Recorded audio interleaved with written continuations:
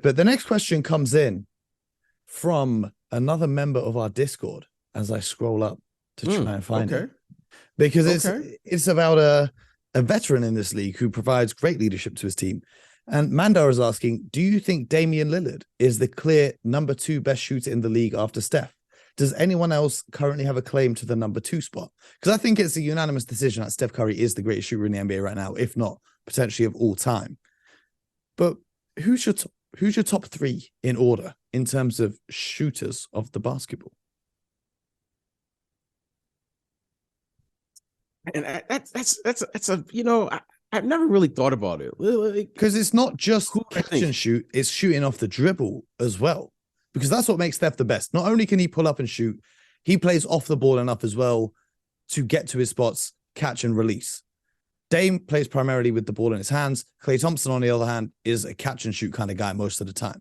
So there's a bunch of great shooters. You know, there's guys like Luke Kennard, for example, who just shoots at a ridiculously high percentage. But I wouldn't put him in the same caliber as a Dame or a Steph Curry or a Klay Thompson. However, you know, stats-wise, he's up there with them. But who do you have up there, BJ Armstrong, in terms of the best shooters in the NBA? You know, well, I'm going to revert back to what I've learned over my career. There's different types of shooters, right? You know, so I'll take myself as an example. You know, there are 3 types of shooters, right? And this is how I learned how to shoot.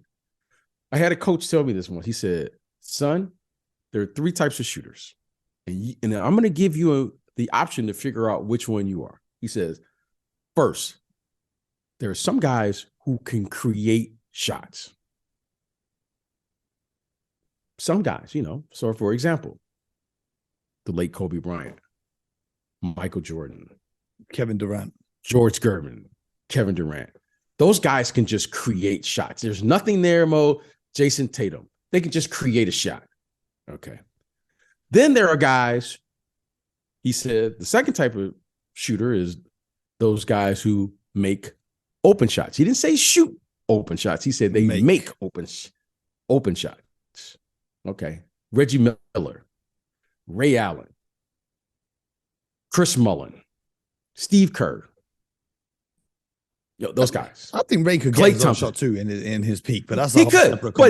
But he's not in the category of Kobe Bryant, though. No. We're talking about the best of the best. You said the best. Okay. You know, there's some guys who, you know, Larry Bird was, you know, there's some guys. Okay. Don't tell JJ. Okay. There's some guys that they make open shots. And then the third shooter are guys who can't shoot. we don't need to name him. Okay, we don't need to name these players, but there's a reason they are open. because no, Mo, as a professional, you know who you're going to leave open. When I'm playing against, for instance, did you watch the Dallas game, which I know you did, the Dallas Phoenix game? There was a reason those guys were open in the corner. And when those guys who are open, for whatever the reason may be, wink, wink, and when they make those shots, suddenly now you go, we have no chance to guard Kevin Durant or Devin Booker with 2-3 guys if these guys are making shots. Because now that puts so much pressure on you to play flawless basketball, meaning you got to shoot over 70% from 2, which is almost impossible. Only maybe Giannis or Embiid or somebody can do that for the course of a game. Okay. So, Mo, those are the 3 shooters, those who create shots, those who make open shots, and then those guys who can't shoot. So now when I look at it, I go, okay, in today's game, in the way they play, which is totally different, Mo, than any other era I've ever seen. I think we all agree. This era, no one plays with this pace. No one plays with like shoot 63s. I mean, Mo, we wouldn't shoot 63s for almost a whole season. These guys are shooting 63s in one game. Okay. Steph Curry has to be, as far as creating shots, as far as shooting open shots, making and open then shots, Mo, not just shooting them, making the open shots, making open shots, and then Mo, what he does exceptionally well, okay, which is an art that you don't see as much anymore. He does it without the ball, right? He's moving around using screens like they used to do in another era. Yep. So when you put the combination together of a guy that you're seeing doing, and Mo, he's a high volume shooter. Yep. This guy isn't like shooting like just 5 a game. This guy probably averages 5 or 6 threes made per game. Okay. And he's the number 1, number 2, and number 3 defensive assignment on every team. So this guy is just shooting at a clips where you're going, I haven't seen a guy make open shots, create shots, and he's doing it with the ball, without the ball. And you put all of that together, you go, wow, I haven't seen a guy that can do it this way. Now, I'm going to say, I think the second best shooter, or the second best in the way I look at it, right? Because those are my 3 criteria. The second one is Kevin Durant. I hear it. And the reason I'm saying with Kevin Durant is because the reason I don't have Kevin Durant 1 is because he has a distinctive advantage over every other player. He's taller. He can see the rim. Yeah. He can see the rim every time he shoots. Steph Curry is so incredible because Mo, I being a smaller guy myself, I never saw the rim. Mo, every time I shot, I never saw the rim. I just knew where it was at. But Mo, I kept saying, God, if I could have really seen the rim, I probably could have shot 50%. And I'm sure Steph Curry is like, like Steph Curry is playing. Oh, listen, Steph Curry is doing this against a triple team, right? He's getting double teamed by 2 guys, and then the guy that's guarding the guy that set the screen is probably so he never sees the rim, and he's shooting like this. He's the Mo. I was nowhere. I wasn't in the scouting report. My scouting report read like this: stay home with him. Yeah. This guy, Steph Curry's scouting report is guard him as soon as he parks his car in the parking lot. Okay. And so Steph Curry, and when you add all of this up, I'm going, okay.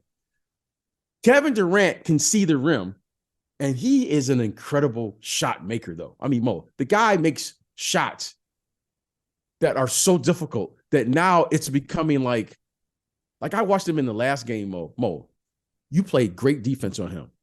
That guy just still makes the shot, and he does it with no effort, though. That's what's so deflating. And the thing is, as well, he could pull up anytime he wants. He's just trying to get the most efficient shots or take the shots in the spots that he needs to get to. Exactly. So I think he's the second best shooter. I really, because if he can create, he can do other things. Now, Dame is interesting to me because Dame just, he'll just move further and further back. I'm just waiting for Dame just to start shooting in the backcourt. Because I'm just with it. I mean, the guy did it in the All-Star game, and I'm going, okay, that just seems like a natural thing for him. He's an incredible shot maker. He's a clutch shot maker. He does it here. So I would say Dame is probably 3, but I don't think Devin Booker is far behind. Okay. I don't think he's far behind. Devin Booker is an incredible shot maker as far as shooting. Jason Tatum, I think he takes a lot of tough shots. But, if he had a better shot selection, I would put him up there because he's tall too. He can see the rim and he makes some really tough shots.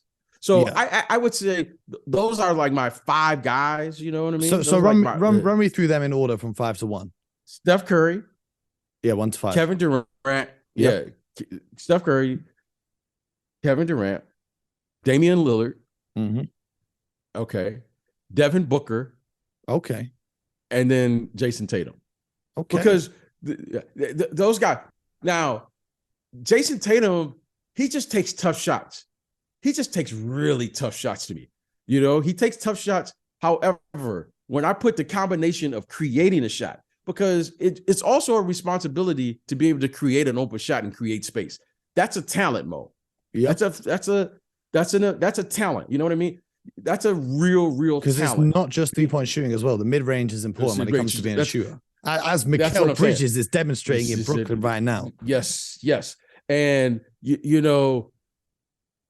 That's a real talent. So I don't discredit the ability to create a shot. You know, say what you want to. I think we talked about it yesterday. Kawhi Leonard could create space to get off a shot and make it. And he's very efficient at it. Okay. So those are my shooters. There's some, obviously, Luke Kennard, those guys I think are, you know, good shooters. There's a lot of really good shooters in the league over the years. But when you really, you know, the thing about the list that I respect, that all of those guys are primary scorers for their team. Yep. And they're shooting at a very, I think, a very efficient, you know, maybe Jason Tatum was probably the lowest. Let me ask you this. On all those guys. You have Steph over KD because of the height advantage that KD has that makes it easier for him. Why is Dame not also over KD? What's the separating criteria there? I don't, because like there's a person that I don't have on the list. I don't have on the list. Klay Thompson has to be on every shooter's list. Like in his prime, yeah, most definitely. Yeah. You said today. Klay has to be on the list, right? Just body of work. However, why is I can't just give the ball to to Dame, and he can just go get a shot like Durant. Like Durant is, you know, out of all the players that I've watched over the years, right? And all my years of watching players, right? Since I was a kid here, Kevin Durant might be the only player I know that I've seen especially over this generation, that doesn't have to change his game one bit to play in any era. Like he would be the same player in the 70s that he is today. He would have been the same player in the 80s, the 90s, early 2000s, whenever he came into the league. He would have been the same exact player. He is really I've been watching him a lot lately for whatever the reason. He's always been one of my favorite players. And, you know, George Gervin, when I was a kid, he said something, Mo, and it's just stuck with me. It's always stuck with me. He said, young fella. That's how he talked. Young fella. Young fella. I had a shot for every occasion. And he said it just as casual as I'm saying that to you right now. Bo, he said, young fella, I got a shot for every occasion. And he said it very calmly, just like that. And Mo, I've only seen one player that could score just about against any defense. But Kevin Durant has a shot. Every occasion. Every occasion. No. Now, I seen a guy who can score against every defense from the perimeter, right? I didn't see Wilt, you know, Kareem. I didn't see in his, but I've seen enough to say, okay, on the perimeter, I saw a guy who could score. But this kid, Kevin Durant, he has a shot for every Look, you know what, Mo? You know why I'm in love with his game? It's because, Mo, he has the discipline not to shoot every time. Yeah. Because if I was 7 foot tall and could shoot like Kevin Durant, no one's getting the ball on my team. No, Mo, like Mo. Okay. All right. I want to be a fan here for just a second. All right. I want to be a fan for a second. Okay. I want to pretend right now I'm Kevin Durant. Okay. There's no way, Mo. There's no way, unless you have an incredible amount of self-discipline, that he shouldn't score over 70 points in a game. Yeah. Well, we spoke about this, and you said his lack of free throws at this stage of his career. But he should have had.